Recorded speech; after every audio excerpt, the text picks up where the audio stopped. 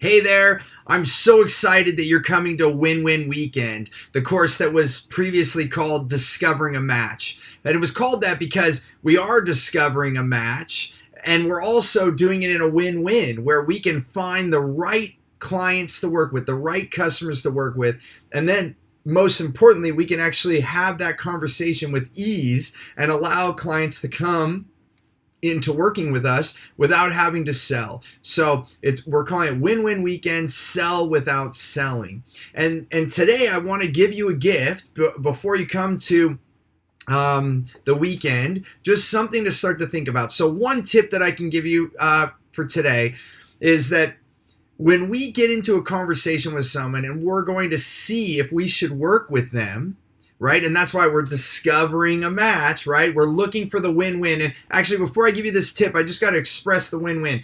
A win-win is when you're winning and they're winning. And a lot of times, I've found right now, I meet companies, I meet salespeople, business people, and they look at a win-win as that their client is winning. Their client is winning, and that's what matters, when really they're not winning. And that's not a win-win. And they think, oh, well, the client's winning, so it's okay. Well, it's not okay, because if you're losing, then over time, it's not going to work. There's going to be a diminishing return, which is going to cost you the opportunity to do it. If we are doing a good deed in the world, even nonprofits, if they can't afford to keep doing that good deed, it stops, right? If you run out of the finances, the structures, the volunteers, whatever it takes, we have to create a win-win so they both can prevail, right? So if you're creating a win for yourself and you're creating a win for the client, that's a win-win. If the client loses, right, and you're winning, that's not going to last. If you're losing and the client's winning, that's not going to last. It has to be a win-win. So we have to do a better job at communicating in such a way to discover a match and then create those win-win situations. So what's the tip for today? The tip for today is how you start your meeting. So if I'm going to sit with someone one-to-one, I do strategy sessions. If someone may want to work with me, then before I allow them, and I did say allow, because I actually choose who I work with. I don't allow my clients to choose me. That's another paradigm shift. So actually, I guess I'm giving you a couple ideas here.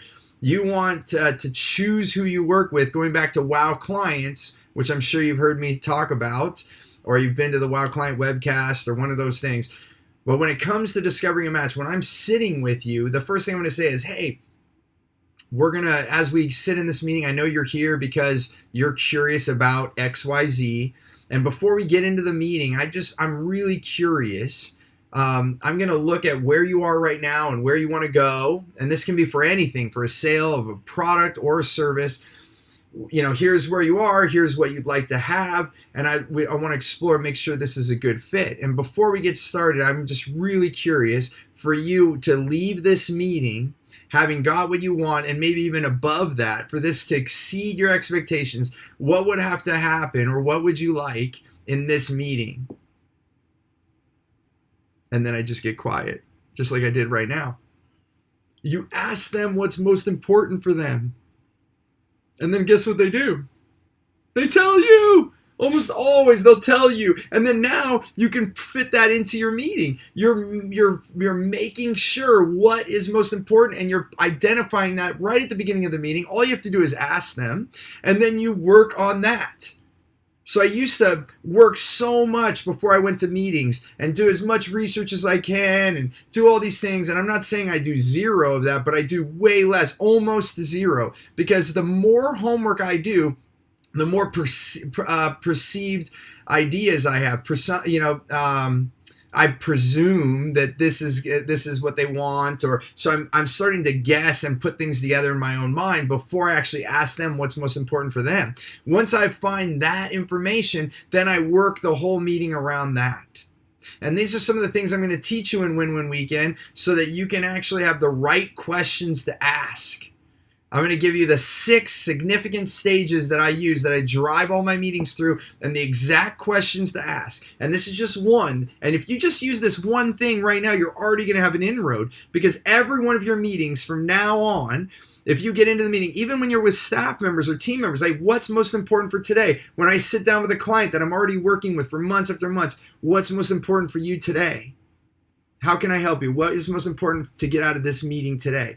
when you ask that question, or how I said it earlier, before we get started, what's the most important thing for you today, so that you can leave here exceeding the expectations of what you thought was going to come from this meeting. And when you do that, you're going to start getting the answer, and you're going to be able to provide that to all of your customers, clients. So I hope this was valuable. And as always, remember, before I say this, I'm so excited to see you at Win-Win Weekend. I can't tell you how exciting it is. Definitely I only teach a handful of courses, and this is one of the biggest ones, because when you learn how to communicate, it changes your life. And so I'm so excited to be able to give you this. I look forward to seeing you at Win-Win Weekend. And until then, remember, choose gratitude and create freedom. We'll see you soon.